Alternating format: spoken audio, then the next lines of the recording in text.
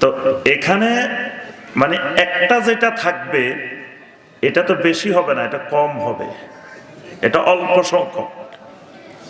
আর ৭২টা যেগুলো থাকবে এগুলো কিন্তু বিশাল বিশাল জনগোষ্ঠী। তাহলে বোঝা যায় বিশাল জনগোষ্ঠী জাহান্নামের দিকে চলে যাবে, একটা মিল্লাতের অল্প কিছু মানুষ শুধু জান্নাতমুখী থাকবে। তো সাহাবায়ে কেরাম জিজ্ঞাসা করলেন, যেই মিল্লাতটা নাজাত পাবে এই মিল্লাতটা কারা? আল্লাহ রাসূল সাল্লাল্লাহু আলাইহি ওয়াসাল্লাম বললেন, সেই মিল্লাতটা হলো মা আনা আলাইহি ওয়া আসহাবি, আমি এবং আমার সাহাবীরা যেই আকীদার উপরে আমি এবং আমার সাহাবীরা বিদ্যমান আছি আজকের এই দিনে। কোন কোন রাওয়ায়াতে আসছে মা আনা আলাইহিল ইয়াউম ওয়া আসহাবি, মানে আজকের এই দিনে আমি আর আমার সাহাবীরা যেই আকীদার উপরে আছি এটার উপরে যেই মিল্লাত থাকবে তারাই হলো সেই নাজাত প্রাপ্ত দল।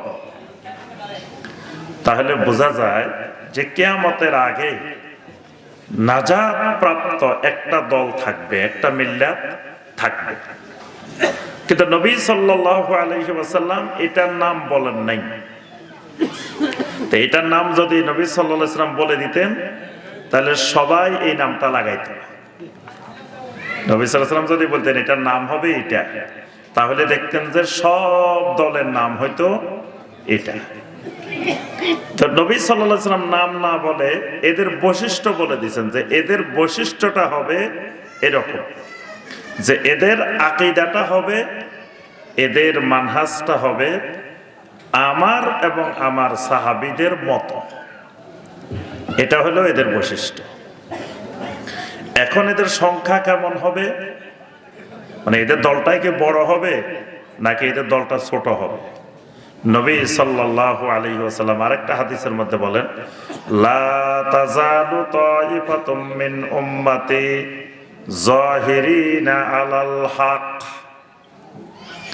আমার উম্মতের তাইফা, তাইফা মানে ছোট্ট একটা দল, তাইফা অল্প কিছু সংখ্যক, অল্প কিছু মানুষ, ছোট্ট একটা দল সর্বদা জমিনে বিদ্যমান থাকবে, যাহিরিনা আলাল হক, সত্যের উপরে বিজয়ী, মানে হকের উপরে প্রতিষ্ঠিত এইরকম একটি ছোট্ট দল, এটা কিয়ামত পর্যন্ত জমিনে বিদ্যমান থাকবে।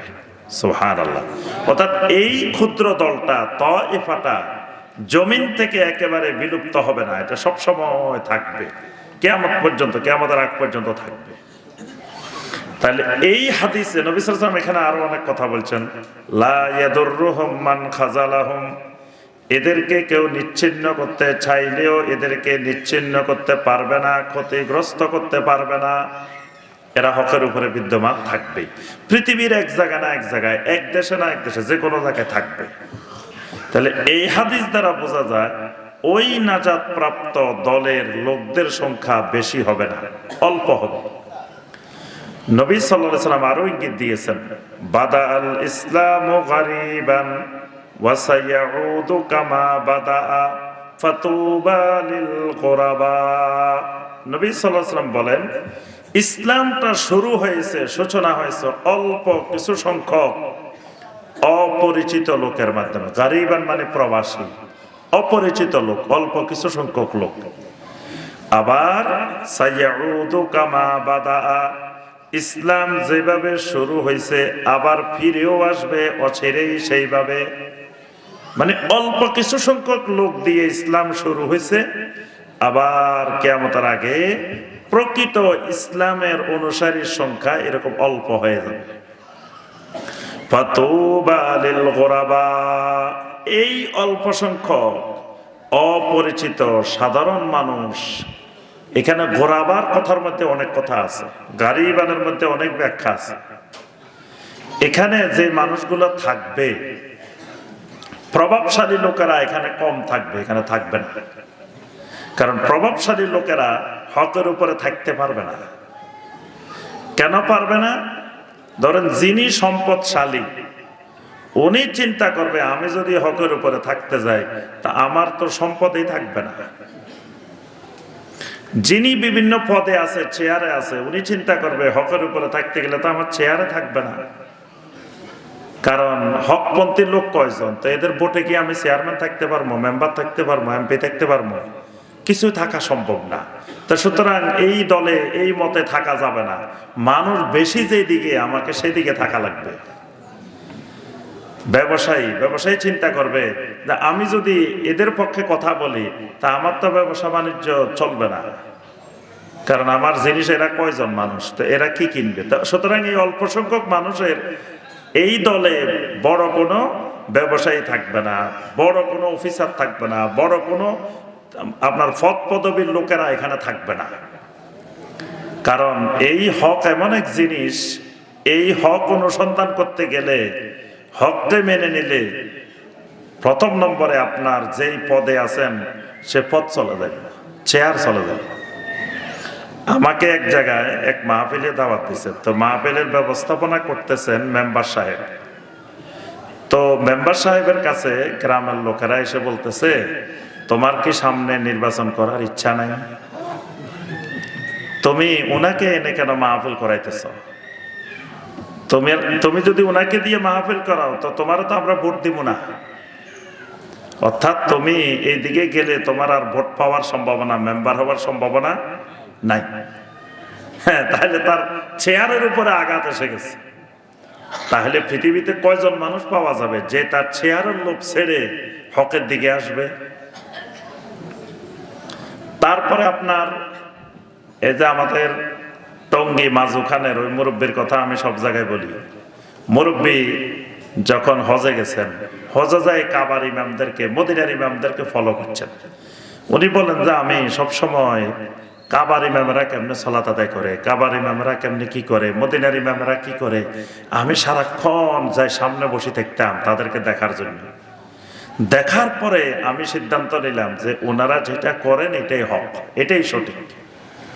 যে উনি বাংলাদেশে এসে উনি এক মসজিদের সভাপতি, ওনার বাপদাদারাই ওই মসজিদের জায়গা দিচ্ছেন, মসজিদ দিচ্ছেন সব ওনাদেরই। তো উনি যখন বাংলাদেশে এসে ওইভাবে সালাত আদায় শুরু করছেন, মসজিদের সমস্ত লোকেরা একত্রিত হয়ে আসে, বলতেছে আপনি আজকে থেকে আপনার সভাপতির পদ নাই, সভাপতি ক্যান্সেল। তো বলছে আমার কোনো আফসোস নাই, সভাপতি ক্যান্সেল হইলেও আমার সভাপতির দরকার নেই। কয় না, খালি সভাপতি ক্যান্সেল হবে না, আপনি আজকে থেকে মসজিদে নামাজ পড়তেও আসতে পারবেন না, কারণ আপনি মসজিদে ফিতনা সৃষ্টি করতেছেন, আপনি মসজিদে নামাজও আসতে পারবেন না। তো উনি আমাকে এই কথাটা যখন বলছিলেন, উনি মারা গেছেন, আল্লাহ পাক তাকে রহম করুন, আল্লাহ তাকে ক্ষমা করে দিন। তার চোখে পানি আসছিল, কান্না শুরু করছেন যে দেখেন আমি এই মসজিদের সভাপতি, আমার বাপ দাদারা এই মসজিদ করছেন, এই মসজিদে আমরা চালাই আসতেছি, তা আমার সভাপতির পদ গেছে গেছে এটাতে আমার আফসোস লাগে নাই। যখন আমাকে বলছে আপনি এই মসজিদে আর আসতেও পারবেন না, নামাজও পড়তে পারবেন না, তখন আমার মনে প্রচন্ড আঘাত লাগছে। আমি কেঁদে কেঁদে মসজিদ থেকে চলে আসছি। এবার ইমাম সাহেবকে ডাকছে, এই ইমাম সাহেব এদিকে আসেন, এই যে মুরব্বী এইভাবে নামাজ পড়ে, এগুলা করে, এগুলা কোরআন হাদিসে আছে না। তো ইমাম সাহেব বেচারা কয় কি, কয় আমরা যেমনে পড়ি এটাও আছে, উনি যেমনে পড়ে এটাও আছে, হ্যাঁ দুটাই আছে। কয় ইমাম সাহেবের এখনই বাইর করো। ইমাম সাহেবে কেন কইলো মুরব্বীর এগুলা কোরআন হাদিসে আছে? ইমাম সাহেব কইব যে আমাদের গুলা আছে, এগুলা নাই। তো ইমাম সাহেব কেন কইলো এগুলো আছে? ইমাম সাহেবেরও চাকরি শেষ। তাহলে এটা হক এমন এক জিনিস, এই হক যদি আপনি মেনে নেন তাহলে চেয়ার হারাইতে হবে, পদ হারাইতে হবে, সম্পদ হারাইতে হবে, সম্মান হারাইতে হবে, অনেক কিছু হারাইতে হবে। এই ঝুঁকি কিন্তু সবাই নিতে পারে না এবং পারবে না। এই জন্য নবী সাল্লাল্লাহু আলাইহি ওয়াসাল্লাম বলছেন গারিবান গোরাবা। যেমন ইসলামের প্রথম যুগে এই ঝুঁকি অনেকেই নিতে পারে না। নবী সাল্লাল্লাহু আলাইহি ওয়াসাল্লামের দাওয়াতের প্রথম সময়ে সবাই কিন্তু এই ঝুঁকি নিতে পারে না। এই ঝুঁকি খালি আবু বকর নিছে। এই ঝুঁকি অল্প কিছু সংখ্যক সাহাবী তারা তাদের জীবনের ঝুঁকি, সম্মানের ঝুঁকি, সব ঝুঁকি নিয়ে নবী সাল্লাল্লাহু আলাইহি ওয়াসাল্লামের দাওয়াতে সাড়া দিয়েছিলেন। তো ঠিক কিয়ামতের আগেও ইসলামটা এইভাবে আসবে। তাহলে আমরা বুঝতে পারলাম যে কিয়ামতের আগে যে নাজাত প্রাপ্ত দলটার কথা নবী সাল্লাল্লাহু আলাইহি ওয়াসাল্লাম বলছেন, একটা দল, একটা মিল্লাত নাজাত পাবে, সেই নাজাত প্রাপ্ত দলটার সংখ্যা হবে কম, অল্প সংখ্যক। এটা শুধু কমতেই থাকবে, এটা বেশি বাড়ার সম্ভাবনা নেই। এই জন্য অনেকে বলে যে আপনার এই ভাইদেরকে দেখছিলাম এক সময় সহি আকীদায় আসছে, সহি আমল করতো, এখন থেকে আবার খারেজি হয়ে গেছে, অমুক হয়ে গেছে। তো হইতেই পারে, কারণ এখানের লোক বেশি আসলেও থাকতে পারবে না। আস্তে আস্তে এটা মানে পরিষ্কার হয়ে যাবে, এটা ক্লিয়ার হয়ে যাবে, আগাছা এখান থেকে চলে যাবে। কারণ মক্কা মুকাররমা থেকে যখন নবী সাল্লাল্লাহু আলাইহি ওয়াসাল্লাম মদিনায় হিজরত করলেন, এখন এখানে অনেক সুবিধাবাদী লোকেরা দলে দলে ইসলাম গ্রহণ করছে। মানে মক্কা মুকাররমায় কোনো মুনাফিকের অস্তিত্ব ছিল না, কারণ এখানে ইসলাম গ্রহণ করা মানে মার, করা মানে নির্যাতন। এই ভয়ে মুনাফিকেরা এখানে কেউ আসে না। কিন্তু মদিনা যাওয়ার পরে যখন দেখলো যে না, এখানে কিছু সুযোগ সুবিধা পাওয়া যেতে পারে, তখন মুনাফিকেরা এসে ইসলাম গ্রহণ করলো। এখন ওই মুনাফিকেরা ইসলাম গ্রহণ করার পরে আল্লাহ সুবহানাহু ওয়া তাআলা চাইলেন এখান থেকে মুনাফিক পরিষ্কার করে দিবেন, মুনাফিককে ছাঁটাই করবেন। তো ছাঁটাই করার জন্য আল্লাহ পাক কি ফর্মুলা দিলেন? আল্লাহ সুবহানাহু ওয়া তাআলা বললেন যে এতদিন তো মসজিদে হারামের দিকে ফিরে সালাত আদায় করতেন, এখন মদিনা আসার পরে আল্লাহ পাক বললেন এখন আপনি মসজিদে আকসার দিকে ফিরে সালাত আদায় করেন। তা এখন যারা মুনাফিক এরা বলে যে কোনো তালমাল তো বুঝলাম না, কয়দিন দেখি হারামের দিকে, কয়দিন দেখি মসজিদে আকসার দিকে, এটা কেমন কথা? এই মুনাফিকের মধ্যে খটকা লাগিয়ে গেছে। কিন্তু ইমানদাররা বলা শুরু করছে, আরে মিয়া, আমার কাজ হলো আল্লাহর ইবাদত করা, আল্লাহ রসুল যেমনে বলেন তেমনি ইবাদত করা। তা আল্লাহ রসুল যদি কয় দক্ষিণ দিকে করো দক্ষিণ দিকে, আল্লাহ রসুল যদি কয় পশ্চিম দিকে পশ্চিম দিকে, আল্লাহ রসুল যদি কয় উপরের দিকে উপরের দিকে। আমার কাম তো চিন্তা গবেষণা করা না যে উত্তর দিকে না দক্ষিণ দিকে, রাসূল যা বলেন তা। ইমানদাররা এটা নিয়ে কোনো সংকোচ বোধ করে নাই, কিন্তু মুনাফিকেরা গবেষণা শুরু করে দিছে। তা আল্লাহ রাব্বুল আলামিন এর মাধ্যমে মুনাফিককে আলাদা করে দিছে। তো যেই হকের দলটা হবে, নাজাত প্রাপ্ত যে দলটা হবে, এখানে যদি কেউ আসেও আল্লাহ রাব্বুল আলামিন যদি তার তাকদীরে হেদায়েত না রাখেন, আল্লাহ যদি না চান, তো সে আসার পরেও আবার গুমরাহির দিকে ফিরে যাবে, এখানে সে থাকতে পারবে না। আপনার ঠিক একইভাবে এই হকের উপরে ইস্তেকামত থাকা, নাজাত প্রাপ্ত হিসেবে আপনি ইস্তেকামত থাকা, এটা আল্লাহ রাব্বুল আলামিনের মাশিয়াত ছাড়া, আল্লাহর রহমত ছাড়াও সম্ভবপর নয়। তো সম্মানিত ভাই ও বোনেরা, তাহলে আমরা বুঝলাম যে কিয়ামতের আগে একটা নাজাত প্রাপ্ত ছোট্ট দল মিল্লাত থাকবে। তা এখন আসেন, এবার এই মিল্লাতটা আমরা চিনব কিভাবে, এই মিল্লাতটা খুঁজে বের করব কিভাবে, বা এই মিল্লাতের সাথে আমরা থাকবো কিভাবে? কারণ আপনি বাজারে গেছেন, এখন বাজারে যা দেখতেছেন যে সবাই সবার জিনিসটা বলতেছে এটাই খাঁটি, এটাই নির্ভেজাল, এখানে কোনো ভেজাল নেই। এখন আপনি কোনটা ঠিক করবেন? এখন বাংলাদেশে বা পৃথিবীতে যত গ্রুপ আছে, যত দল আছে, যত ফেরকা আছে, সবাই বলতেছেন আমাদের এটাই সঠিক, আমাদের এটাই নির্ভেজাল, আপনি এটাই জান্নাত পাওয়ার দল। পৃথিবীতে একজনও কেউ মনে করে না যে এটা জাহান্নামে যাওয়ার দল, এই কথা পৃথিবীর কেউ মনে করে না। দেখবেন যারা দুনিয়ার শিরিকের মধ্যে ডুবে আছে, তারাও মনে করে এটাই জান্নাতে যাওয়ার দল। মরা মানুষের খাদেম, যারা মরা মানুষের খাদেম চিনেন? বাংলাদেশ এক আজাদ দেশ, যে দেশে মরা মানুষেরও কি আছে, খাদেম আছে। পৃথিবীর আরব দেশে গেলে মরা মানুষের খাদেম পাওয়া যায় না, জিন্দা মানুষের খাদেম থাকে। নবী সাল্লাল্লাহু আলাইহি ওয়াসাল্লামের কবরেরও কিন্তু কোনো খাদেম নাই। কেউ কোনোদিন পরিচয় দিতে শুনছেন যে আমি আল্লাহ রাসূলের কবরের খাদেম? কি শুনছেন এটা? বরং পরিচয় দেয় হলো খাদেমুল হারামাইন আশ-শরীফাইন, দুই মসজিদের খাদেম, দুই হারামের খাদেম। কে? যিনি সৌদি আরবের বাদশা থাকেন তিনি দুই মসজিদের খাদেম। মসজিদের খাদেম আছে, কিন্তু বাংলাদেশে মরা মানুষের খাদেম। আমি অমুক মাজারের খাদেম, আমি অমুক জায়গার খাদেম। তো উনি ওখানে হুজুরের কি খেদমত করে? হুজুরে কি ওযু করার দরকার আছে? হুজুর বাথরুমে যাওয়ার দরকার আছে? তো হুজুরের মশারি লাগানোর দরকার আছে? তো হুজুরের খেদমতটা কি? অর্থাৎ তার কোনো কাজ নাই ওখানে। তা কাজ না থাকলে কি করে? আকাম করে। কাম নাই আকাম করব, এটাই তো স্বাভাবিক। তা এখন হুজুরের কোনো খেদমত লাগে না, এই কারণে সে ওখানে বসে বসে আকাম করে। আকামটা কি? সেখানে সে শিরিকের ব্যবসা চালু করে। তো এই যে শিরিকের ব্যবসা, শিরিকের আখড়া, শিরিকের কেন্দ্রবিন্দু বানাইছে, তারাও কিন্তু মনে করে যে এটাই নাজাত প্রাপ্ত দল, এটাই জান্নাতে যাওয়ার দল। তারা কিন্তু মনে করে না যে এটা জাহান্নামে যাওয়ার দল, তারা মনে করে ওইটাই কি জান্নাতে যাওয়ার দল। তারপরে যারা দেখবেন কুফরি করে, বিভিন্ন ধরনের কুফরি মতবাদের সাথে জড়িত, মানুষকে কুফরি মতবাদের দিকে ডাকে, তারাও মনে করে তারা নাজাত প্রাপ্ত, তারা সঠিক পথে আছে। যারা দেখবেন যে বিভিন্ন ধরনের বাউল, বিভিন্ন ধরনের এই জাতীয় আছে না, যাদের সাথে দ্বীনের কোনো সম্পর্ক নাই, যারা প্রতি কথায় কথা কুফরি, কোরআনের আয়াত নিয়ে কুফরি করে, হাদিস নিয়ে কুফরি করে, এরাও কিন্তু নিজেদেরকে মনে করে এটাই সঠিক দল। তাহলে এই যে চতুর্দিকে সবাই নাজাত প্রাপ্ত, তা আমি খুঁজে বের করবো কিভাবে যে কোনটা নাজাত প্রাপ্ত?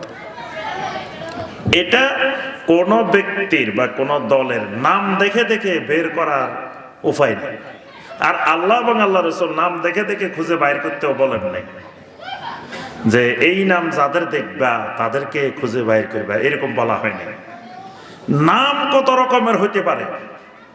কিয়ামতের আগে মদের নাম মদ থাকবে না, মদের নাম পরিবর্তন হয়ে যাবে, সুদের নাম পরিবর্তন হয়ে যাবে, রিবা থাকবে না, এরকম সব জিনিসের নাম পরিবর্তন হয়ে যাবে, নাম এলোমেলো। সুতরাং নাম মুখ্য বিষয় না, ওই নাজাত প্রাপ্ত দলের মূল বৈশিষ্ট্যগুলা খুঁজে বের করতে হবে আমাকে। এক নম্বর বৈশিষ্ট্য, নাজাত প্রাপ্ত যে দলটা হবে, এই দলের আকীদা, বিশ্বাস, এই দলের আমল, এগুলোর ভিত্তি স্থাপিত হবে দুটা জিনিসের উপরে, কিতাবুল্লাহ ওয়া সুন্নাতু রাসূলিল্লাহি সাল্লাল্লাহু আলাইহি ওয়াসাল্লাম। এদের আকীদার মধ্যে যা বিশ্বাস করে সব কোরআনে পাওয়া যাবে, সহিহ হাদিসে পাওয়া যাবে। এমন কোন আকীদা এদের মধ্যে থাকবে না যেই আকীদা কোরআনেও নাই হাদিসেও নাই। জিজ্ঞেস করা হলো, ভাই এটা কোথায় আছে? কয়টা সিনা বসিনা ফাস করে, মানে এটা কোরআনের মধ্যেও পাওয়া যাবে না, এটা হাদিসের কিতাবেও পাওয়া যাবে না, এটা সিনার মধ্যে থাকে। কিসের মধ্যে থাকে? সিনার মধ্যে থাকে। এটা একজনের সিনা থেকে আরেকজনের সিনায় যায়। এই ইলম তুমি কোরআনেও পাইবে না, হাদিসেও পাইবে না। তো সুতরাং এই আকীদা আপনি কোরআনের সব খুঁজে পেলেও পাওয়া যাবে না, নবী সাল্লাল্লাহু আলাইহি ওয়াসাল্লামের সব হাদিস খুঁজে পেলেও এই আকীদা আপনি খুঁজে পাবেন না। তো যখনই দেখবেন যার আকীদা এবং আমল কোরআনে কারিমে এবং সহিহ হাদিসে খুঁজে পাওয়া যায় না, কোনটা স্বপ্নের মাধ্যমে পাইছে। যেমন ধরেন একজন আসে আপনারা বললো, ভাই 6টা জিনিসের উপরে চলিলে আল্লাহর দ্বীনের উপরে চলা সহজ হইয়া যায়। আপনারা আসে বলছে, আপনি জিজ্ঞেস করলেন ভাই এটা কি কি জিনিস? বলল যে এই যে কালেমা, নামাজ, ইলম, জিকির, ইকরামুল মুসলিমিন, সহিহ নিয়ত, ওরে জানা না দেখি। আর একটা হলো তাবলীগ। এই 6টা জিনিসের উপরে চলিতে পারিলে আল্লাহর দ্বীনের উপরে চলা কি হয়ে যায়? সহজ হইয়া যায়। তাই একটা জিনিস এগুলোর মধ্যে কালেমা প্রথমটা ঠিক আছে, ঈমানের কথা। 2 নম্বরটা কি? নামাজ, সালাত, এটাও ঠিক আছে। তিন নম্বরটা কি? এলম ও জিকির। এলেম এবং জিকির। তো এলেমও গুরুত্বপূর্ণ জিনিস, জিকিরও গুরুত্বপূর্ণ জিনিস। কিন্তু এই গুরুত্বপূর্ণ জিনিসটারে আপনি যে 6-এর ভিতরে ঢুকাইছেন, তো এই 6-এর ভিতরে ঢুকানোর এই পাওয়ারটা, ক্ষমতাটা আপনাকে কে দিছে? এলেম তো গুরুত্বপূর্ণ, ঠিক আছে, আরো গুরুত্বপূর্ণ, ইসলামে অনেক ফরজ আছে, অনেক জিনিস আছে। এখন আপনি এখানে 3 নম্বরে নবী সাল্লাল্লাহু আলাইহি ওয়াসাল্লাম ইসলামের ব্যানার বলছেন কয়টা? 5টা। সেখানে 3 নম্বরে কি? যাকাত। আপনার এই 6-এর মধ্যে কিন্তু যাকাত নাই। তা আপনি যাকাত কাটছাট করে জাকাত বাদ দিয়ে আনলেন কি? এলম ও জিকির। 4 নম্বর হলো একরামুল মুসলিমিন, মুসলিমদেরকে কি করবেন? সম্মান করবেন। এক ভালো জিনিস, গুরুত্বপূর্ণ জিনিস। কিন্তু গুরুত্বপূর্ণ যে এটা 6-এর ভিতরে তো আল্লাহ রাসূল ঢুকান নাই, আল্লাহও ঢুকান নাই, আপনি কিভাবে 6-এর ভিতরে ঢুকাইলেন? সহিহ নিয়ত এটাও গুরুত্বপূর্ণ। ইন্নামাল আমালু বিন্নিয়াত, সমস্ত আমল নিয়াতের উপরে নির্ভরশীল, ঠিক আছে, কিন্তু এটা 6-এর ভিতরে ঢুকলো কেমনে? তাবলীগ এটা কিন্তু ফরজে আইন না, এটা ফরজে কিফায়া। দাওয়াত, তাবলীগ এগুলা ফরজে আইন না, এগুলো ফরজে কিফায়া। তা আপনি ফরজে কিফায়ার একটা জিনিস 6টার মধ্যে ঢুকাইলেন, কত ফরজে আইন বাকি রয়ে গেছে? আচ্ছা, এখন ওনারা জিজ্ঞেস করলেন, ভাইজান এই 6টার উপরে চলিলে দিনের উপরে চলা সহজ হইয়া যায়, এই কথাটা আপনারা কে কইল? জানলেন কেমনে? এটা তো কোরআন কারীমের কোনো জায়গায় লেখা নাই, হাদিসেও কোনো জায়গায় লেখা নেই। আপনি এমনি অনেক সময় বলতে পারবেন যে কয়েকটা গুরুত্বপূর্ণ জিনিস, কয়েকটা ঈমান ভঙ্গের কারণ, কয়েকটা এটা, কয়েকটা বলতে পারবেন। কিন্তু আপনি যখন বলবেন 3টা, 4টা, 5টা সংখ্যা বলবেন, এটা আপনার আমার বলার অধিকার নাই। এই সংখ্যাটা হয় আল্লাহ সুবহানাহু ওয়া তাআলা বলতে হবে, অথবা আল্লাহ রাসূল সাল্লাল্লাহু আলাইহি ওয়াসাল্লাম বলতে হবে। ইসলামের ভিত্তি রোকন 5টা, এই যে 5 লাগাইবেন, এই 5 এটা আল্লাহ অথবা আল্লাহ রসুলের কথা হইতে হইব। আপনি আমি 5টা বানানো যা অধিকার। তা এখন আপনি যে 6টা বানাইলেন, পাইছেন কই? কোরআনেও নাই, হাদিসেও নাই। কয়টা? স্বপ্নের মাধ্যমে পাওয়া গেছে। এটা কিসের মাধ্যমে পাওয়া গেছে? যে উনি যখন ফিকির করতেছিলেন, এই মেহনতের যখন ফিকির চলতেছিল, তখন উনি প্রতিদিন খালি স্বপ্নে দেখতেন, স্বপ্নে দেখতেন। ওনার বইয়ের প্রথমে উনি লিখছে না, আমি প্রতিনিয়ত খালি স্বপ্ন দেখতাম, খালি স্বপ্ন দেখতাম। ওই স্বপ্নের মাধ্যমে এই 6টার উপরে আমল করলে দিনের উপরে আমল করা সহজ হইয়া যায়, দিনের উপরে চলা সহজ হইয়া যায়, এটা স্বপ্নের মাধ্যমে পাওয়া গেছে। তাহলে 1 নম্বর কথা, স্বপ্নের মাধ্যমে কোনো আকীদা, কোনো আমল সাব্যস্ত হইতে পারে না। স্বপ্নের মাধ্যমে যদি কোনো আমল সাব্যস্ত করেন, তার অর্থ হলো আল্লাহ রাসূল সাল্লাল্লাহু আলাইহি ওয়াসাল্লাম জীবিত থাকতে ওই আমলটা শিখে যাইতে ভুলে গেছিলেন। পরে হঠাৎ করে আল্লাহ রাসূলের মনে হয়েছে, আরে আমি তো এটা বলি আসিনি, তা কারে বলবো? ও বাংলাদেশের অমুক পীর সাহেব আছে সিলেটে, হবিগঞ্জের এদিকে, তারে বলে আসি। স্বপ্নের মাধ্যমে তাকে বলে দিচ্ছেন। তাহলে নবী সাল্লাল্লাহু আলাইহি ওয়াসাল্লামের রাসালাতের দায়িত্ব পালনে খেয়ানত প্রমাণ করলেন আপনি। নবী সাল্লাল্লাহু আলাইহি ওয়াসাল্লাম ওফাতের আগে সাহাবায়ে কেরাম থেকে ওয়াদা নিছেন, হাল বাল্লাগতু, আমি কি সব তোমাদের কাছে পৌঁছায় দিছি? সাহাবায়ে কেরাম বলছেন, অবশ্যই বাল্লাগতার রাসালা ওয়া আদাইতাল আমানা ওয়া নাসাহতাল উম্মাহ, অবশ্যই আপনি আপনার রাসালত সব পৌঁছাইছেন, আপনি আপনার আমানত পুরোপুরি আদায় করছেন, আপনি এই উম্মার সবচেয়ে বেশি কল্যাণ কামনা করছেন। নবী সাল্লাল্লাহু আলাইহি ওয়াসাল্লাম বলেন, আল্লাহুম্মা শাহাদ, আল্লাহ আপনি সাক্ষী থাকেন। কারণ কিয়ামতের ময়দানে নবীর মাঝে আর উম্মতের মাঝে একটা দ্বন্দ্ব শুরু হবে।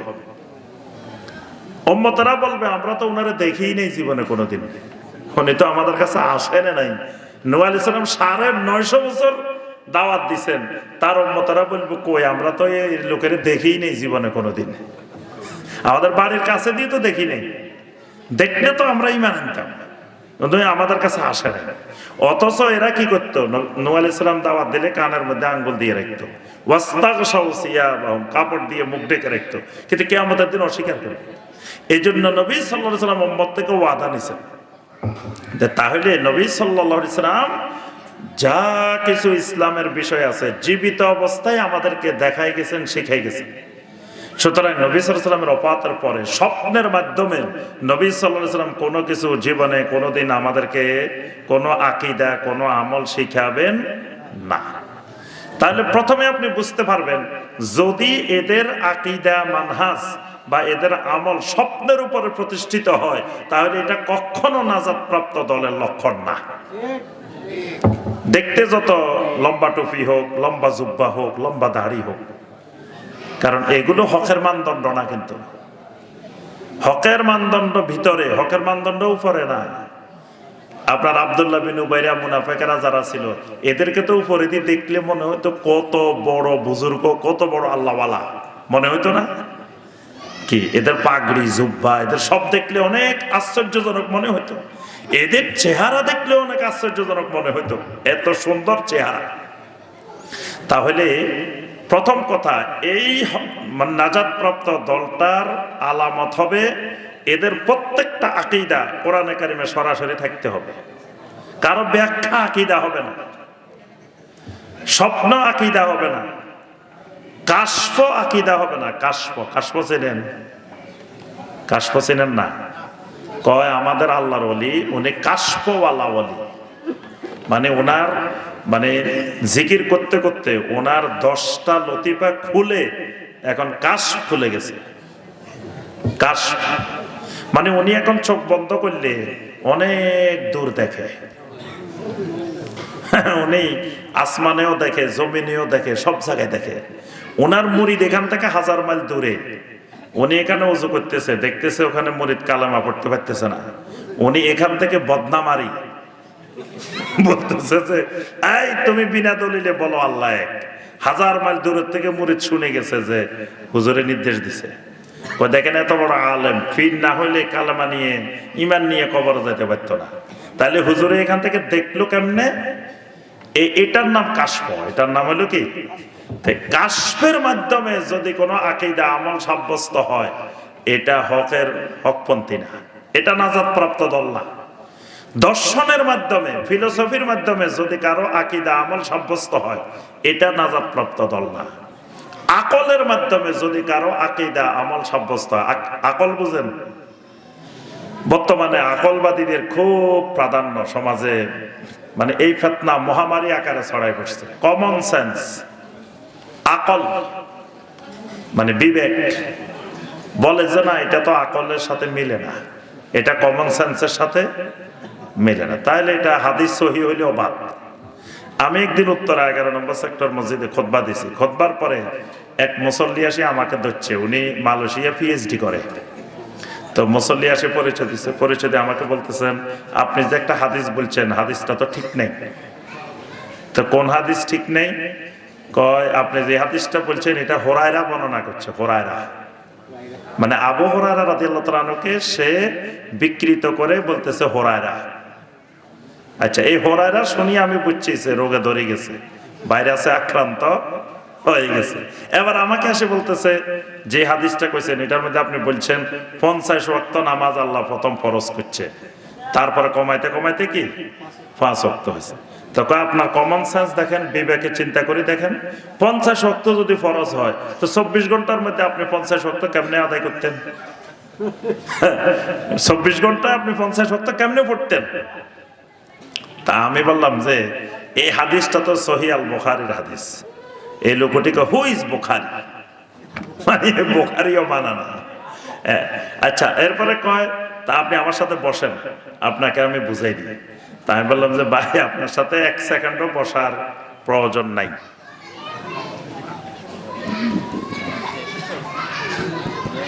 এই জেনারেটর আছে না, আমরা এমনি শেষ করে দিব আর বেশি।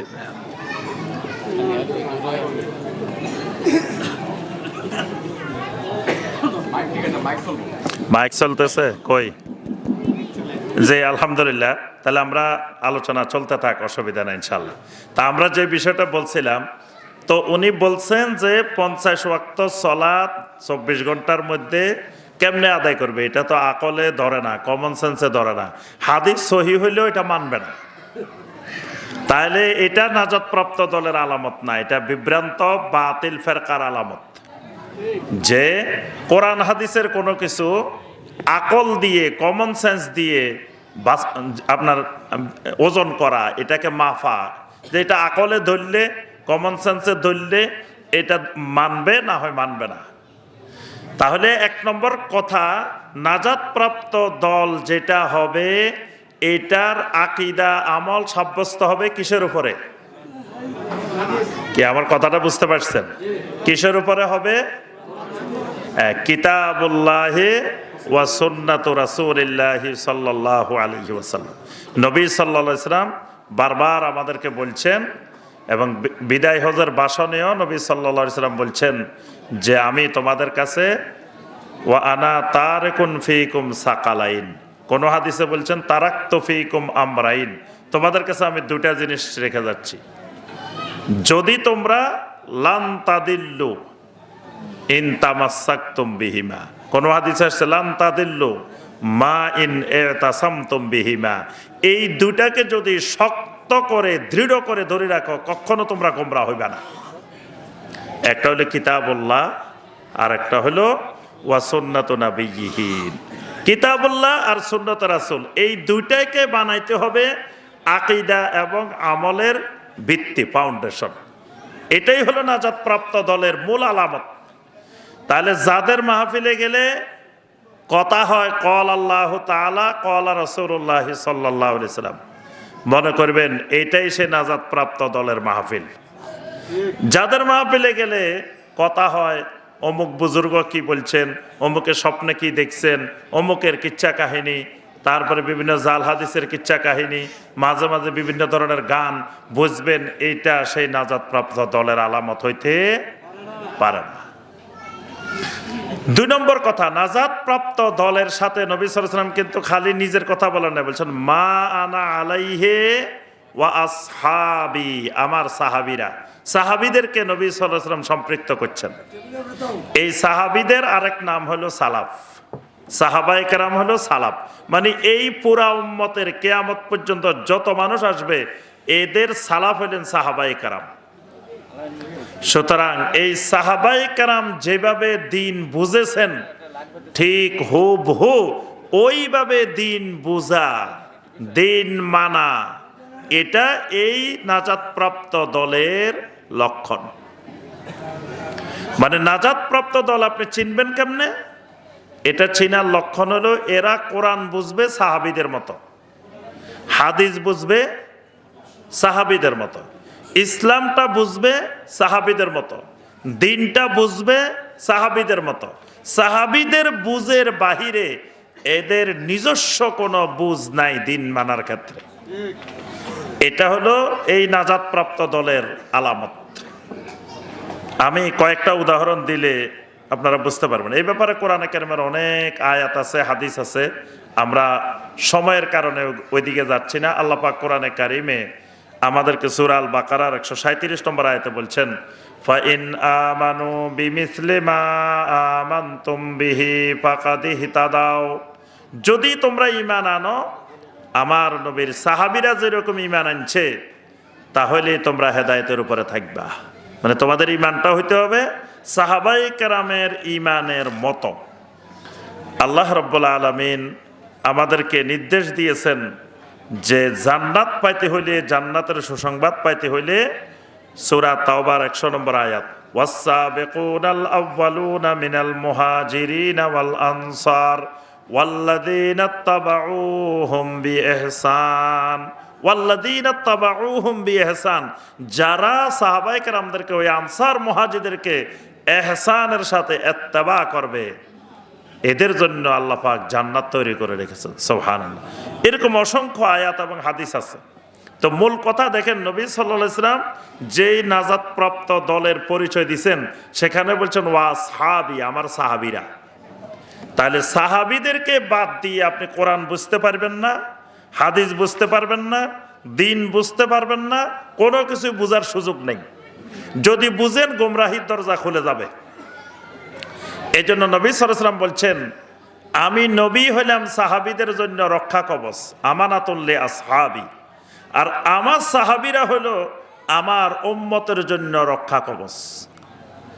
মানে আপনি সাহাবীদের বুঝটাকে যদি ধরে রাখতে পারেন আপনাকে পুরা বাংলাদেশ শিরিক বেদাতে ডুবে গেলেও আপনার দ্বারে কাছে শিরিক বেদাত আসতে পারবে না, যদি সাহাবাদের বুঝটাকে আপনি ধরে রাখেন। দুই একটা উদাহরণ দিই আপনাকে। ধরেন একজন আসি আপনাকে বলতেছে যে ভাই, যে ঈদে মিলাদুন্নবী করা লাগবে। কি করা লাগবে? ঈদে মিলাদুন্নবী সাল্লাল্লাহু আলাইহি ওয়াসাল্লাম পালন করা লাগবে। তো কেন ভাই এটা লাগবে কেন? যে এটা কোরআনে আছে, এটা আল্লাহ পাক কোরআনে বলছে তোমারে জুলুস করার জন্য এবং ঈদে মিলাদুন্নবী করার জন্য। এই জন্য তারা দেখবেন গান গায়, প্রথমে জুলুস করছেন রাব্বানা, প্রথম জুলুস করছে কে? আল্লাহ। আল্লাহ নাকি প্রথম জশ্নে জুলুস করছে, নাউজুবিল্লাহ। তারপরে নাকি ফেরেশতারা করছে, জশ্নে জুলুস করছে। তা আচ্ছা, এখন আসি আপনাকে বললো যে ভাই তোমার ঈদে মিলাদুন্নবী সাল্লাল্লাহু আলাইহি ওয়াসাল্লাম পালন করতে হবে, কেন? কোরআনে আছে। দেখবেন যত শিরিক আছে বাংলাদেশে, যত বেদাত আছে, প্রত্যেক শিরিক, প্রত্যেক বেদাতের দলিল তারা কোরআন হাদিস থেকে দিবে আপনাকে। এমন একটা শিরিক, এমন একটা বেদাত পাইবেন না যেই শিরিকের, যে বেদাতের পক্ষে তারা দলিল উপস্থাপন করবে না। তো যখন আপনার সামনে কোরআন হাদিস উপস্থাপন করবে, আপনি কবেন যে আরে মিয়া এটা শিরিক বেদাত হয় কেমনে? যেটা কোরআনে আছে, যেটা হাদিসে আছে, ওইটা আবার শিরিক হয় কেমনে, বেদাত হয় কেমনে? আপনি একটা বেদাত দেখাইতে পারবেন না, একটা শিরিক দেখাইতে পারবেন না যেটা দলিল ওই শিরিককারী বেদাতকারী কোরআন হাদিস থেকে না দে। এবং তারা দলিল তো দে আরো চ্যালেঞ্জ করে, এত লক্ষ টাকার চ্যালেঞ্জ, আসো বসো আমাদের সাথে। কিন্তু যারা ওই নাজাত প্রাপ্ত দল, তাদের কোনো চ্যালেঞ্জ নাই। দেখবেন আজ পর্যন্ত কোনো বিশেষজ্ঞ ডাক্তার, কোনো আপনার হৃদরোগ বিশেষজ্ঞ, কোনো মনোরোগ বিশেষজ্ঞ, কোনো বড় বড় ডাক্তার চ্যালেঞ্জ দিতে দেখছেন কোনোদিন? কিন্তু রাস্তার পাশে যারা ওষুধ বেচে,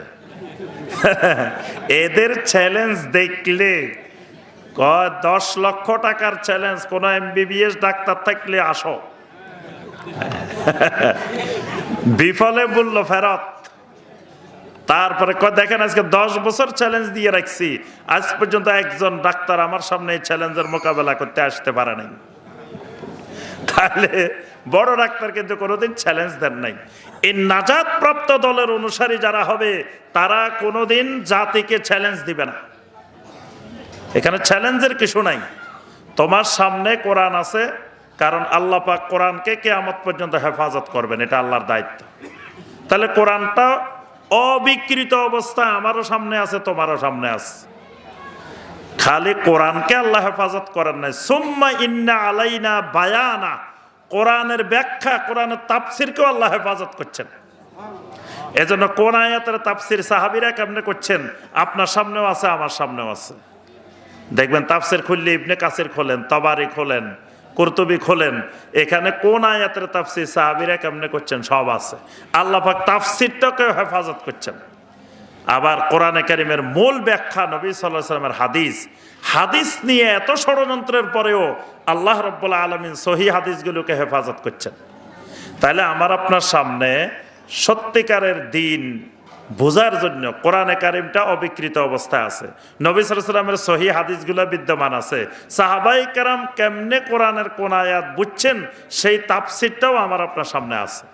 তাহলে এখানে চ্যালেঞ্জের কি? আপনি খালি এটা মনে প্রাণে সত্য গ্রহণের ইচ্ছা নিয়ে বসলেই আপনি সত্য গ্রহণ করতে পারবেন। কিন্তু আগে থেকে ঠিক করে রাখছেন না, আমি বুঝবো না। একজন আসি কয় আমার যদি কেউ বুঝাইতে পারে তো 2 লক্ষ টাকা দিব। তা আপনারা কেমনে বুঝাইবো? আপনি আগে ঠিক করে রাখছেন যে আমি বুঝবো না। যা বলবো আপনি কইলেন যে না আমি বুঝি নাই, তা কেমনে বুঝাবে? আপনাকে বুঝাইতেও পারবে না, 2 লক্ষ টাকা দিতেও পারবে না। মানে আপনি তো বুঝবেন না, আগে ঠিক করে রেখেছেন। যে সত্যিকারে ঘুমাইছে তাকে জাগানো সম্ভব, কিন্তু যে ঘুমের বান্দরে রয়েছে সে জাগবেই না, তারা জাগাবেন কেমনে? তো এখন এই জন্য কোনো চ্যালেঞ্জের বিষয় নাই। আমরা শুধু এই নাজাত প্রাপ্ত দলের আলামতগুলো তুলে ধরবো আপনাদের কাছে। এটা সত্য অনুসন্ধানের খোলা মন নিয়ে আল্লাহর কাছে দোয়া করে যে আল্লাহ আমাকে সত্যিকারের সত্য হক আমাকে বের করে দেন। তা আল্লাহ বের করে দিবেন। এটা আল্লাহর ওয়াদা, ওয়াল্লাযীনা জাহাদু ফীনা লানাহদিয়ান্নাহুম সুবুলানা। আল্লাহ পাক বলেন, কেউ যদি আমার দিকে আসার জন্য মুজাহাদা চালায়, প্রচেষ্টা চালায়, অবশ্যই অবশ্যই আমি আল্লাহ তাদেরকে হেদায়েতের রাস্তা দেখাই দিব। সুবহানাল্লাহ। আপনি খালি আগের মনটা পরিষ্কার করতে হবে। আপনি ওই তাকলিদ থেকে, অন্ধ আনুগত্য থেকে বের হয়ে আসতে হবে। বের হয়ে এবার সত্যিকারের হক অনুসন্ধান করেন, আল্লাহ আমার আপনার সামনে বের করে দিবেন। তাহলে আমি যে কথাটা বলছিলাম, একজন আসি বলতেছে যে মিয়া প্রথম জুলুস করছে রাব্বানা, তারপরে আরো ফেরেশতারা জুলুস করছে, তারপরে তোমার এই আসমান জমিনের সব মাখলুকাত জুলুস করছে, আর তুমি ক জুলুস করা বেদাত, তুমি ক এই ঈদে মিলাদুন নবী সাল্লাল্লাহু আলাইহি ওয়াসাল্লাম বেদাত। কোরআনে আল্লাহ করার জন্য নির্দেশ দিছে এটা। তাই এবার তো আপনি ফেতনার মধ্যে, মহা ফেতনার মধ্যে জড়াই গেছেন। এটাকে বলে ফেতনার উপরে ফেতনা।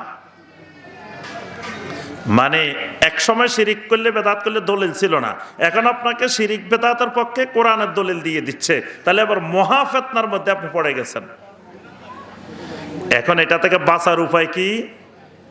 এবং আপনি তাকে কয়েকটা প্রশ্ন করতে হবে। প্রশ্ন করলে বাস আপনি বেঁচে যাবেন এই শিরিক বেদাত থেকে। প্রশ্নটা কি? তে ভাই কোরআনের কোন আয়াতে আছে? তো বলবে যে সূরা ইউনূসের 58 নম্বর আয়াতে আছে। আল্লাহ পাক কি বলছেন? কুল বিফাদলিল্লাহি ওয়া বিরহমাতিহি ফাবিযালিকা ফালইফরাহু। রাসূল আপনি বলে দিন, আল্লাহ তোমাদেরকে যে অনুগ্রহ করেছেন, যে রহমত দিয়েছেন, এটার জন্য তোমাদের খুশি হওয়া উচিত, আনন্দিত হওয়া উচিত। তাহলে আল্লাহ রসুল হলেন আমাদের জন্য সবচেয়ে বড় রহমত। মানে এটা তার দলিলটা বলতেছি। তা আল্লাহ রসুল হলেন আমাদের জন্য সবচেয়ে বড় রহমত। ওয়ামা আরসালনাকা ইল্লা রাহমাতাল লিল আলামিন। রাসূল রহমত।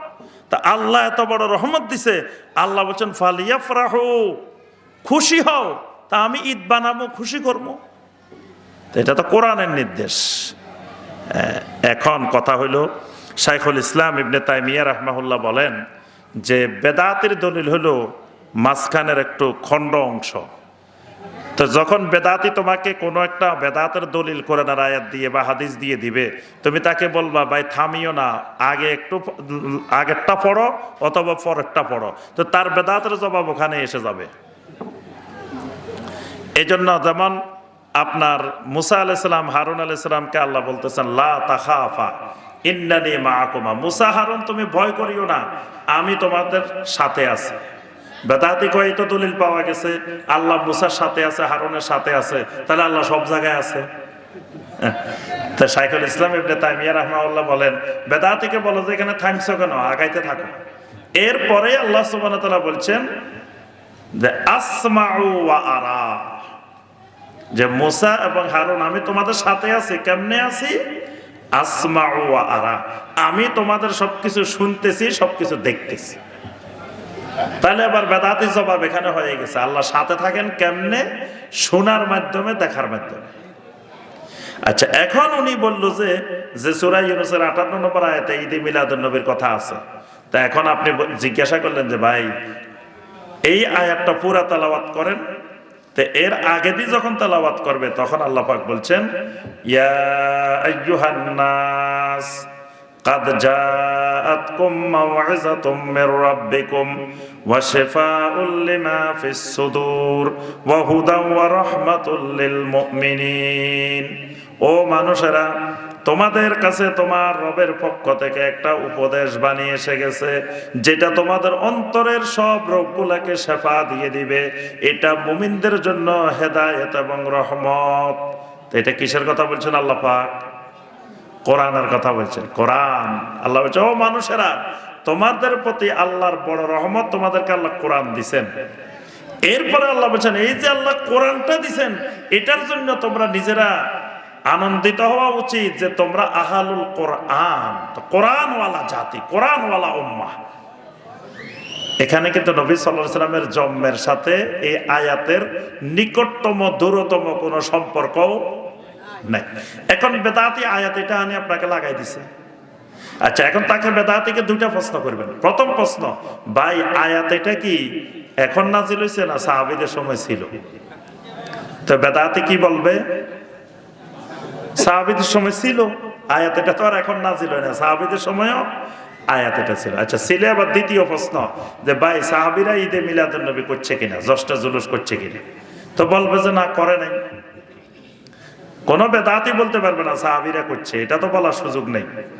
এবং একদিন ওই এক পীর সাহেবকে জিজ্ঞাসা করছেন, একজন প্রশ্ন করছে যে সাহাবীরা তো এটা করে নাই, ইমাম আবু হানিফা করে নাই, ইমাম শাফি করে নাই, আপনারা করেন কেন? তো উনি উত্তর দিছেন যে কোরআনে আল্লাহ করতে বলছেন, সাহাবীরা করছে কি করে নাই আমার দেখার দরকার নেই। সরাসরি বলছে, এটা ইউটিউবে ফেসবুকে আছে, দেখবেন। বলছে যে কোরআনে আল্লাহ করতে বলছে, সাহাবীরা করছে কি করে নাই, ইমাম আবু হানিফা করছে কি করে নাই, এটা আমার দেখার দরকার নেই। তাহলে এখন তাকে জিজ্ঞাসা করা দরকার যে সাহাবীরা করছে কিনা, সে বলবে করে নাই। আচ্ছা, তাহলে এখন দুইটার যে কোনো একটা, হয় সাহাবীরা আয়াত এটার অর্থ বুঝে নাই, এই কারণে করতে পারে নাই। আমাদের বাংলাদেশের পীর সাহেবেরা এটার অর্থ বুঝে গেছে, তা তাকে জিজ্ঞাসা করবেন এটা ঠিক আছে? সে যদি বলে ঠিক আছে, তাহলে কুফরি, ঈমান চলে গেছে। কারণ সাহাবীরা কোরআন না বুঝলে তা আল্লাহর জমিনে বুঝছে কে? আল্লাহর জমিনে কোরআনটাকে 3 পদ্ধতিতে সংরক্ষণ করছেন সাহাবায়ে কেরাম, লিখে রাখছেন, মুখস্থ করছেন, আমলের মাধ্যমে সংরক্ষণ করছেন। তো সেই সাহাবায়ে কেরাম যদি বলেন যে কোরআন বুঝে নাই, তো কোরআন আর বুঝছে কে? জমিনে আর কেউ কোরআন বুঝে নাই। যদি সাহাবীরা কোরআন না বুঝে, তাহলে বুঝছে। তো বুঝলে সাহাবীরা ঈদে মিলাদুন নবী করলো না কেন? এরকম একটা আয়াত সাহাবীদের সামনে ছিল, কিন্তু সাহাবীরা প্রতি বছর ঈদে মিলাদুন নবী করার কথা, জশ্নে জুলুস করার কথা, করে নাই কেন? তাহলে আরেকটা হইতে পারে, সাহাবীরা আয়াত বুঝছে কিন্তু আমল করে নাই। এটা বললেও ঈমান চলে যাবে। কেউ যদি বলে আয়াত বুঝছে আমল করেন নাই, তাও ঈমান চলে যাবে। কারণ সাহাবায়ে কেরাম কোরআনের এমন কোন আয়াত নাই যেটার আমল করেন নাই। আয়াত নাজিলের দেরি, সাহাবায়ে কেরাম আমল করতে দেরি করেন নাই। তাহলে সাহাবায়ে কেরাম আয়াতও বুঝছেন, আমলও করছেন, কিন্তু ঈদে মিলাদুন নবী করেন নাই, জশ্নে জুলুস করেন নাই। তার অর্থ হলো এই বেদাতি যে দলিলটা দিছে, এই দলিলটা যে মিথ্যা দলিল। সে মানে একটা আয়াতকে এনে গায়ের জোরে এখানে লাগাই দিছে, এটা আপনি ধরে ফেলছেন। তো ধরার মেশিনটা কি? ওই সাহাবায়ে কেরাম। এই জন্য সাহাবায়ে কেরাম এই উম্মতের রক্ষা কবচ। যে কোনো ইবাদত কেউ যদি আপনারা করতে বলে, সবার আগে জিজ্ঞাসা করবেন ভাই এটা সাহাবীরা করছে কিনা। যদি বলে যে না করে না, তাহলে এটা আমার দরকার নেই। কারণ যেই সাহাবীরা জান্নাতে সার্টিফিকেট পাইছেন, তারা যদি না করি সার্টিফিকেট পায়, তা আমার এটা করার দরকারটা কি? কি বলেন? যারা জান্নাতের সার্টিফিকেট পাই গেছে, তো তারা যদি এটা না করি সার্টিফিকেট পায়, তা আমার এটা করতে যাওয়ার দরকারটা কি? একজনে বলতেছে ভাই সবকিছুর আগে পড়তে হবে বালাগাল উলা বিকামালিহি কাশাফাদ দুজা বিজামালিহি। এখন তাকে জিজ্ঞাসা করেন ভাই সাহাবীরা পড়ছেন কি? সাহাবীদের আমলে বালাগাল উলা ছিল? সাহাবীদের আমলে যিনি লিখছে তার তো জন্মই হয় নাই, কত পরের কবি।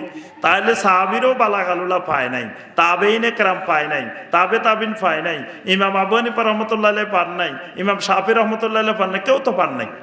তাহলে তারা যদি বালাগালুলা না পড়ি জান্নাত পাইতে পারে, তা আমার বালাগালুলার দরকারটা কি? এখন এই কথা বললে কিন্তু বেদাতে আপনারা একটা উল্টা জিনিস বলবো, কয় মিয়া সাহাবায়ে কেরামের সময় তো এই মাইকও ছিল না, তুমি মাইকে ওয়াজ করছো কেন? সাহাবায়ে কেরামের সাথে কথা এই ক্যামেরাও ছিল না, তুমি এই ক্যামেরা দিয়ে ভিডিও করছো কেন? সাহাবায়ে কেরামের সময় তো এসি ছিল না, ফ্যান ছিল না, টাইল ছিল না, তোমার মসজিদে এগুলো লাগাইছো কেন? সাহাবায়ে কেরাম তো বিমানে করে হজে যায় নাই, তুমি বিমানে করে হজে যাও কেন? এগুলো বলবে না? মানে বেদাতির এটা হলো তালবিসে ইবলিস। কারণ বেদাতির উপরে আল্লাহর লানত বর্ষিত হয়, ফেরেশতাদের লানত বর্ষিত হয়, সমগ্র মানবতার লানত বর্ষিত হয়। আপনাদের সামনে খুব সুন্দর আলোচনা করছেন আজকে ডক্টর আব্দুল্লাহ আল কাফি হাফেজাউল্লাহ, বেদাতের ভয়ঙ্কর দিকগুলো। তো এই যে বেদাতের উপরে লানত বর্ষিত হয়, এজন্য বেদাতের সাথে শয়তানের বন্ধুত্ব হয়ে যায়, তালবিস ইবলিস মানে ইবলিসের সাথী হয়ে যায়। তখন এরা মানুষকে বেদাতের অপকারিতা থেকে আড়াল করার জন্য তারা ওই দুনিয়াবি এই জিনিসগুলাকে নিয়ে আসে। বলে যে মিয়া এগুলো তো সাহাবীদের সময় ছিল না, তাহলে তুমি সাহাবীদের মতো বুঝতে হলে তো এগুলা বাদ দেওয়া লাগবে। অথচ এটা সহজ বাংলা হিসাব। এবাদত এক জিনিস, এগুলা ভিন্ন জিনিস। এগুলা এবাদত না, এগুলা এবাদতের উপকরণ, এগুলা এবাদতের মাধ্যম। এবাদতের মধ্যে সুন্নত আর বেদাত, এবাদতের উপকরণের মধ্যে সুন্নত আর বেদাত নাই। এগুলার সাথে সুন্নত বেদাতের কোনো কানেকশন না, সম্পর্ক না। সম্পর্কটা হলো কিসের সাথে? এবাদতের সাথে। এবাদতের সাথে সুন্নত বেদাতের সম্পর্ক। এবাদতটা সাহাবায়ে কেরাম করছেন কিনা, কিন্তু এবাদতের জন্য কি উপকরণ ব্যবহার করছেন এটা সাহাবায়ে কেরামের দেখার দরকার নেই। মানে আপনি হজে কেমনে যাইবেন, বাসে যাইবেন না জাহাজে যাইবেন না বিমানে যাবেন, এটার সাথে সাহাবায়ে কেরামের যাওয়ার সম্পর্ক নেই। এটা দেখা লাগবে। দেখতে হবে কি, আপনি হজে গেছেন, যাওয়ার পরে আল্লাহর ঘরে তাওয়াফ করতেছেন, তাওয়াফ যে 7 বার করতেছেন, সাহাবীরা এইভাবে 7 বার করছে কিনা। আপনি যে 9 তারিখে যাই আরাফার ময়দানে বসে রয়েছেন, সাহাবীরাও 9 তারিখে আরাফার ময়দানে বসেছিলেন কিনা, কেমনে বসেছিলেন, মুজদালিফায় কেমনে ছিলেন, মিনাতে কেমনে ছিলেন, এগুলোর সাথে ইবাদতের সম্পর্ক। কিন্তু সাহাবীরা তো মিনা, আরাফা, মুজদালিফা বাসে করে যান নাই, আমরা তো এখন বাসে করে যাই। কেমনে যাইতেছি, কেমনে আসতেছি, এটার সাথে সুন্নত বেদাতের সম্পর্ক না। তো বেদাতে আপনাকে মূল জিনিসটাকে আড়াল করার জন্য ওই এটাকে সামনে নিয়ে আসে। এই কারণে আমি আর আলোচনা দীর্ঘায়িত করবো না। তো আমার ভাইয়েরা এবং বোনেরা, তো আজকে দুটা জিনিস ভালো করে মনে রাখবেন, যে হকপন্থী নাজাত প্রাপ্ত যে দলটার কথা নবী সাল্লাল্লাহু আলাইহি ওয়াসাল্লাম বলছেন, এই নাজাত প্রাপ্ত দলের অন্তর্ভুক্ত হইতে হলে এই দুটা জিনিস শক্ত করে মনে রাখবেন, তাহলে আপনি হকের অনুসন্ধান পেয়ে যাবেন। 1 নম্বর, আকীদা আমলের ভিত্তি হবে কিতাবুল্লাহ ওয়া সুন্নাতে রাসূল। যে কোনো কথা ক্বাল আল্লাহু তাআলা, ক্বাল রাসূলুল্লাহ সাল্লাল্লাহু আলাইহি ওয়াসাল্লাম, ক্বালা ডক্টর ইমাম হোসাইন, এটার নাম দিন না। ডক্টর ইমাম হোসাইন কিছু কইলে এটার নাম দিন না। দিন কোনটা? ক্বাল আল্লাহু তাআলা, ক্বাল রাসূলুল্লাহ সাল্লাল্লাহু আলাইহি ওয়াসাল্লাম। আব্দুল্লাহ বিন আব্বাস রাদিয়াল্লাহু তাআলা আনহুমা একদিন সাহাবায়ে কেরামের সামনে, সবার সামনে একটা হাদিস বলছেন, ক্বালা রাসূলুল্লাহ সাল্লাল্লাহু আলাইহি ওয়াসাল্লাম। তা একজন আসি কয়, ক্বালা আবু বকর হাকাজা, ক্বালা ওমর হাকাজা। আবু বকর তো এরকম বলছে, ওমর এরকম বলছে। তখন তিনি বললেন, ইউশিকু আন তানজিলা আলাইকুম হিজারাতুম মিনাস সামা, আমার আশঙ্কা হচ্ছে তোমাদের উপরে আকাশ থেকে পাথরের বৃষ্টি নাজিল হবে, গজব নাজিল হইব। কারণ আমি বললাম ক্বালা রাসূলুল্লাহ সাল্লাল্লাহু আলাইহি ওয়াসাল্লাম, আর তোমরা বলতেছ তাকুলুনা ক্বালা আবু বকর ওমর। আবু বকর এই বলছে, ওমর এই বলছে। আল্লাহ রাসূলের কথার সামনে আবু বকর ওমর কে? আল্লাহ রাসূল সাল্লাল্লাহু আলাইহি ওয়াসাল্লাম বলছেন, সুতরাং তার কথার পরে আর কারো কথা এখানে যুক্ত হইতে পারে না। তাহলে দিন হবে কিতাবুল্লাহ, ক্বালা আল্লাহু তাআলা, ক্বালা রাসূলুল্লাহ সাল্লাল্লাহু আলাইহি ওয়াসাল্লাম। তাহলে যাদের আকীদা আমল কিতাব এবং সুন্নাত অনুযায়ী হবে, তারা নাজাত প্রাপ্ত দল। দ্বিতীয় বিষয়, কিতাবুল্লাহ সুন্নত রাসূলের উপরে হইলেও যথেষ্ট না, কিতাবুল্লাহ সুন্নত রাসূলটাকে সাহাবীদের মতো বুঝতে হবে। নিজের মতো করে বা বুদ্ধি দিয়ে, আকল দিয়ে, কমন সেন্স দিয়ে, বিজ্ঞান দিয়ে, দর্শন দিয়ে, স্বপ্ন দিয়ে, কাশফ দিয়ে বোঝা যাবে না। বুঝতে হবে কি দিয়ে? সাহাবীদের বুঝটা দিয়ে। তাহলেই মনে করবেন যে এটা নাজাত প্রাপ্ত দল। আল্লাহ পাক আমাদের সবাইকে এই নাজাত প্রাপ্ত দলের অন্তর্ভুক্ত হওয়ার তৌফিক দান করুন। আল্লাহ রাব্বুল আলামিন আজকের এই দারুল হুদা সম্মেলনকে আল্লাহ পাক কবুল ও মঞ্জুর করে নিন। যা কিছু আলোচনা হয়েছে প্রথম থেকে শুরু করে এই পর্যন্ত, আল্লাহ রাব্বুল আলামিন আমাদেরকে আমল করার তৌফিক দান করুন। আল্লাহ রাব্বুল আলামিন আমাদের সবাইকে কবুল ও মঞ্জুর করে নিন। বেদাতি ইমামের পিছনে সালাত আদায় করা যাবে কি? বেদাতি ইমাম আকীদার বেদাতি হলে কোনো অবস্থায় করা যাবে না। মানে বেদাতটা 2 ধরনের হতে পারে, আকীদার বেদাত হতে পারে, আমলের বেদাত হতে পারে। যদি আকীদাতান বেদাতি হয়, তাহলে কোনো অবস্থায় ওই ইমামের পিছনে সালাত হবে না। যদি আমলের বেদাতি হয়, তাহলে এইরকম ব্যক্তিকে ইমাম নিয়োগ দেওয়া যাবে না, হারাম। তবে কমিটি ইমাম নিয়োগ দিয়ে ফেলছে, আপনার কিছু করার নেই। তো এরকম ইমামের পিছনে আপনার সালাত আদায় করলে আপনার সালাত হয়ে যাবে, সালাত বাতিল হবে না। কিন্তু আকীদার বেদাতি হলে যেই নিয়োগ দিক যেই করুক আপনার সলাতে বাতিল হয়ে যাবে। আরেকটা দেন এগুলা। আচ্ছা, এখানে বলছেন বালাগাল উলা, এটা তো শেখ সাদির কবিতা, এটা আরবি কি বলছেন, আরবি না ফার্সি ভাষা? এটা আরবি ভাষা, মানে এটা ফার্সি ভাষা না। শেখ সাদি ফার্সি ভাষার কবি, তো তিনি তো সব খালি ফার্সি লেখেন নাই, আরবি লেখেন নাই। এই কবিতাটা আরবি ভাষায়, বালাগাল উলা বিকামালিহি কাশাফাদ-দুজা বিজামালিহি, এটা পুরাটাই আরবি ভাষায়। তো এটার এত কদর কেন? ওই যে এটার শেষে 3 লাইন নাকি উনি লিখছেন, আর এক লাইন উনি মিলাইতে পারতেছেন না। তো রাত্রে ঘুমাইছেন, আল্লাহ রসুল সাল্লাল্লাহু আলাইহি ওয়াসাল্লাম নাকি এসে 4র্থ লাইন উনাকে মিলাই দিছেন। এই জন্য এটা এত গুরুত্ব, এত কদর বাঙালির কাছে। আর শেষে যেটা বলা হয় সল্লু আলাইহি ওয়া আলিহি, সল্লু আলাইহি ওয়া আলিহি মানে কি, তোমরা সবাই নবীর উপরে, নবীর আহলের উপরে দরুদ পড়ো।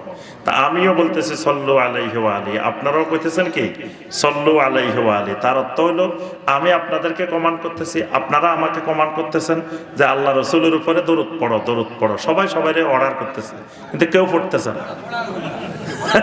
কেউ পড়া আর হইল না, খালি অর্ডার করতেছে সল্লু আলাইহি ওয়া আলিহি, সল্লু আলাইহি ওয়া আলিহি, সবাই মিলে পড়ো, কিন্তু কেউ পড়তেছে না। সবাই খালি কি করতেছে, আদেশ করতেছে। একামতে দিন সম্পর্কে কিছু বলেন, অন্যথায় একামতে দিন সম্পর্কে মানুষ গাফেল হয়ে যাবে। একামতে দিন, দিন প্রতিষ্ঠা করা, এটা একজন মুসলিমের জন্য অবশ্যই ফরজ দায়িত্ব। প্রত্যেক মুসলিমেই একামতে দিনের কাজ করবে, কিন্তু একামতে দিনের কাজের পদ্ধতিটা কেমনে হবে, ওই পদ্ধতিটাও সাহাবায়ে কেরাম যেমনে করেছেন, যুগে যুগে নবী রাসূলেরা যেমনে করেছেন, সেই পদ্ধতিতে করতে হবে। তো সেই পদ্ধতিটা কি? একামতে দিনের পদ্ধতিটা হলো দাওয়া ইলাল্লাহ, মানে আপনি দেশের জনগণকে, মানুষগুলাকে তাওহীদের দাওয়াত দিবেন, তাওহীদ বুঝাইবেন, এটাই একামতে দিনের কাজ। কারণ এই মানুষগুলো যদি তাওহীদ না বুঝে, আপনি রাষ্ট্র ক্ষমতায় চলে গেছেন, তাও আপনি আল্লাহর আইন কায়েম করতে পারবেন না। কারণ যে মানুষগুলোর উপরে কায়েম করবেন, মানুষগুলো যদি তাওহীদ না বুঝে, তা আপনি যদি ক্ষমতায় বসে বলেন যে কালকে থেকে বাংলাদেশে এই শিরিক থাকবে না, যেমন মাজার কেন্দ্রিক শিরিক, আপনি ক্ষমতায় যে বসে করলেন যে মাজার কেন্দ্রিক কোন শিরিক বাংলাদেশে থাকবে না। তা এখন এই দেশে লক্ষ লক্ষ মানুষ এখনো ওই শিরিকের মধ্যে নিমজ্জিত। তা এখন ওই লোকেরাই আপনারা পরের দিন ক্ষমতা থেকে নামাই দিব। তাহলে আপনি ক্ষমতায় যাই কখনো এই মানুষের উপরে তাওহীদ প্রতিষ্ঠা করতে পারবেন না, যতক্ষণ মানুষগুলা তাওহীদবাদী না হয়, তাওহীদ না বুঝবে। এই জন্য একামতের দিনের কাজ হলো ব্যাপক হারে মানুষের মধ্যে তাওহীদের দাওয়াত দেওয়া, তাওহীদ বোঝানো। মানুষগুলো যখন তাওহীদ বুঝবে, তখন সে এক আল্লাহর আইন ছাড়া কারো আইন মানবে না। তখন তাদেরই দাবি হবে যে রাষ্ট্র থেকে শুরু করে, ব্যক্তি থেকে শুরু করে, পরিবার থেকে শুরু করে, অর্থনীতি থেকে শুরু করে সব একমাত্র আল্লাহর আইনে চলবে। যতক্ষণ তাওহীদ বুঝবে না, ততক্ষণ তো সে এই চিন্তাই তার মাথায় আসবে না। এই কারণে একামতের দিনের মূল কাজ বেশি বেশি করে আপনার দাওয়া ইলাল্লাহ, তাওহীদের দাওয়াত দেওয়া। জি, আর আছে এগুলা দিয়ে শেষ করে দেন, অনেকগুলা হয়ে গেছে। বাংলাদেশের বেশিরভাগ মানুষ বলেন আপনারা আহলে হাদিস, আপনারা মাযহাব মানেন না, মদিনা থেকে প্রশিক্ষণ এবং ডিগ্রি দিয়ে ফিতনা সৃষ্টি করেছেন, ব্যাখ্যা দেন। জি, প্রথম কথা, মদিনা থেকে পৃথিবীতে কোনোদিন ফিতনা সৃষ্টি হবে না। কিয়ামত পর্যন্ত মদিনা মুনাওয়ারা থেকে আল্লাহর জমিনে কোনো ফিতনা সৃষ্টি হবে না, বরং ফিতনা নির্মূল হবে মদিনার লোকদেরকে দিয়ে, মদিনার ইলম দিয়ে, মদিনার আমল দিয়ে ফিতনা দূরীভূত হবে। এই জমিনে সবচেয়ে বড় ফিতনা দাজ্জালের ফিতনা, মানে দাজ্জালের ফিতনা যে ভয়াবহ, যেটা এই পর্যন্ত জমিনে আসে নাই, কিয়ামত পর্যন্ত এর বড় ফিতনা আর আসবে না। ওই ফিতনাটা সর্বপ্রথম যে ধরবেন, যিনি ধরবেন, তিনি মদিনার মানুষ। মানে দাজ্জাল প্রথম মদিনায় ঢোকার জন্য চেষ্টা করবে, অনেক চেষ্টা করেও মদিনায় ঢুকতে পারবে না, কারণ মদিনার প্রত্যেকটা গলিতে আল্লাহ রাব্বুল আলামিন ফেরেশতা নিয়োজিত রাখছেন। ফেরেশতাদের বাধায় দাজ্জাল মদিনায় ঢুকতে পারবে না। তো পরে সে মদিনার বাইরে বসে বসে মদিনাবাসীকে ডাকবে। তো মদিনার লোকেরা কিছু লোক দেখতে আসবে, তারে দেখতে আসার পরে সে বর্ণনা দিবে, আমি এরকম। তো বলবে যে তুমি কি করতে পারো? বলে যে আচ্ছা, আমি যদি তোমাদের একজনকে মারি আবার জিন্দা করে দিতে পারি, তাহলে কি আমার বিশ্বাস করবে? পারলে তুমি করে দেখাও। তখন একজন লোককে, মদিনার একজন লোককে সে হত্যা করে আবার জীবিত করে ফেলবে। তো জীবিত করার পরে এবার ঠিক আছে, আমার মানছ? তো তখন ওই লোকটা বলবে যে তুমি যখন আসছো, তোমার যখন দেখছি, তখন একটু সংশয় ছিল, আসলে তুমি কি আমার রাসূলের বলা সেই দাজ্জাল নাকি অন্য কেউ। এবার আমি নিশ্চিত হয়েছি 100% তুমি সেই মাসিহে দাজ্জাল। এবার যে নিশ্চিত, যাররা পরিমাণ আমার আর সন্দেহ নেই, তুমি সেই মাসিহে দাজ্জাল। এবার দাজ্জাল অনেক চেষ্টা করবে তাকে মারার জন্য, কিন্তু আর মারতে পারবে না। তাহলে সর্বপ্রথম জমিনে দাজ্জালকে চিহ্নিত করবে মদিনার মানুষ, আহলে মদিনা। তাহলে মদিনা থেকে কখনো ফিতনা শুরু হয় না এবং হবেও না। তো এই কথা যদি কেউ বলে, তো তাহলে তিনি ভুল কথা বলছেন, তিনি ঈমান বিধ্বংসী কথা বলছেন যে মদিনা থেকে ফিতনা। দ্বিতীয় কথা, আহলুল হাদিস মানে কোনো দল, ফেরকা, গ্রুপের নাম না। প্রত্যেক মুসলিমে আহলুল হাদিস হইতে পারে, এটা সবার জন্য উন্মুক্ত, এটা সবাই হইতে পারে। নামের সাথে আহলে হাদিস লাগানো লাগে না। আহলে হাদিসটা হইলো যে আপনি কোরআন এবং সুন্নাহর অনুসরণ করবেন, আপনি আহলে হাদিস। হাদিস মানে কোরআন, হাদিস মানে সুন্নাহ। তা আহলে হাদিস মানে যিনি কোরআন এবং সুন্নাহ মেনে চলেন। এতক্ষণ পর্যন্ত আমরা যেটা বললাম, যে যার আকীদা এবং আমলের ভিত্তি হবে কিতাবুল্লাহ, সুন্নাত রাসূল, কোরআন আর হাদিস, সেই আহলে হাদিস। তো এটা প্রত্যেক মুসলিমই হতে পারে। আর নাজাত পাইতে হইলে এই ধরনের আহলে হাদিস না হয় উপায় নেই, এর বিকল্প কোনো রাস্তা খোলা নাই। যদি আমি নাজাত চাই, তা আপনি আহলে হাদিস নাম বলেন আর না বলেন, কিন্তু কোরআন হাদিসের অনুসরণের বিকল্প তৃতীয় কোনো রাস্তা খোলা নেই। তাহলে আপনি কোরআন হাদিস মানলেই অটোমেটিক আপনি আহলে হাদিস। আপনি বলেন আপনি আহলে হাদিস, অথবা না বলেন, কিন্তু আপনি অরিজিনালি কি হয়ে গেছেন? আহলে হাদিস। সুতরাং আহলে হাদিস এটা কোনো দোষের বিষয় না। ইমাম আহমদ বিন হাম্বল রাহমাতুল্লাহ আলাইহি বলেন যে ওই হাদিসটার ব্যাখ্যা, লা তাজালু তায়ফাতুম মিন উম্মতি, যেটা বললাম একটা ছোট্ট দল হকের উপরে থাকবে। তো ইমাম আহমদ বিন হাম্বল রাহমাহুল্লাহ বলেন, ইল্লাম ইয়াকুনু আসহাবুল হাদিস ফালা আদরি মানহুম, যে যদি তারা আসহাবুল হাদিস না হয়, তো তারা কারা আমি আর জানি না। অর্থাৎ ওই দলটা আসহাবুল হাদিস, যারা কোরআন এবং সুন্নাহর অনুসারী। আসহাবুল হাদিস মানে কোরআন সুন্নাহর অনুসারী। আর মাযহাব মানি না, এই কথাটা ঠিক না। মাযহাব মানি, কিন্তু মাযহাবকে আমরা দিন বানাই না, এটা ভালো করে বুঝবেন। আমরা মাযহাব অস্বীকার করি না, মাযহাব প্রত্যাখ্যান করি না, মাযহাবের অনুসারী আমরা। আমাদের প্রত্যেকটা আমল মাযহাবের বাহিরে কোনো আমল নাই। আপনি দেখেন আমাদের যতগুলো আমল আছে, প্রত্যেকটা আমল হয় হানাফি মাযহাবে আছে, না হয় শাফি মাযহাবে আছে, না হয় মালিকি মাযহাবে আছে, না হয় হাম্বলি মাযহাব আছে। মাযহাবে নাই এরকম একটা আমল আপনি আমাদের মধ্যে দেখবেন না। মানে 4 মাযহাবে নাই এরকম নতুন কোনো আমল আমাদের ভিতরে নাই। আপনার বুকে হাত বাঁধা, এটা কি কোনো মাযহাবে নাই? রাফল ইয়াদান করা মাযহাবে নাই? আছে। আমরা অবশ্যই মাযহাব মানি, কিন্তু মাযহাবকে দিন বানাই না। অন্যদের সাথে আমাদের পার্থক্যটা এই পয়েন্টে। মাযহাব মানার ক্ষেত্রে পার্থক্য একটা পয়েন্টে। যেমন কাফের মুশরিকের সাথে আল্লাহ রাসূলের পার্থক্যটা ছিল তা একটা পয়েন্টে। সেই পয়েন্টটা হলো ইয়াকা। কাফেরও আল্লাহর ইবাদত করতে রাজি, মুশরিকও আল্লাহর ইবাদত করতে রাজি। তা আল্লাহর ইবাদত করতে রাজি হলে তারা কাফের মুশরিক কেন? মানে একমাত্র আল্লাহর ইবাদত করবে এই পয়েন্টে রাজি নেই। আমার কথাটা বুঝাইতে পারছি? আল্লাহর ইবাদত করবে, কিন্তু একমাত্র আল্লাহর করবে না। তো রাসূলের সাথে তাদের দ্বন্দ্বটা একটা পয়েন্টে। সেই পয়েন্টটা হলো কি? একমাত্র সমাধান হলে তারা ঈমানদার হয়ে যেত। তো আমাদের দেশে যারা মাযহাব মানেন, তারাও মাযহাব মানেন, আমরাও মাযহাব মানি, কিন্তু দুই জায়গার মধ্যে পার্থক্যটা একটা পয়েন্টে। সেটা হলো আমরা মাযহাব মানি দিনকে বোঝার সহযোগিতার জন্য, দিনকে বোঝার জন্য। আর তারা মাযহাব মানেন, মাযহাবটাকে তারা দিন বানায় ফেলছে, মানে মাযহাবটাই তাদের কাছে দিন। যদি আপনি বলেন আল্লাহ রসুল বলছেন যে মসজিদে ঢুকে 2 রাকাত না পড়ে বসা যাবে না, কয় না এটা আমাদের মাযহাবে নাই। রাসূলের হাদিসে আছে কিন্তু আমাদের মাযহাবে নাই। আমরা এই মাযহাবটাকে দিন বানাই না। রাসূলের হাদিসে আছে, আমার মাযহাব পরে, আগে আমার রাসূলের হাদিস। এটাই হলো পার্থক্য। কিন্তু আমরা মাযহাবকে অস্বীকার করি না। আমার খুতবার বইতে দেখবেন ইমাম আবু হানিফা রাহমাহুল্লাহর জীবনে লিখছি আমি, ইমাম শাফি রাহমাতুল্লাহির জীবনে লিখছি, ইমাম মালিক রাহমাতুল্লাহির জীবনে লিখছি, এবং ইমাম আবু হানিফা রাহমাহুল্লাহর জীবনের ব্যাপারে আমি এমন একটা মানে আলোচনা লিখছি ওখানে যেটা কোনো হানাফি লেখে নাই।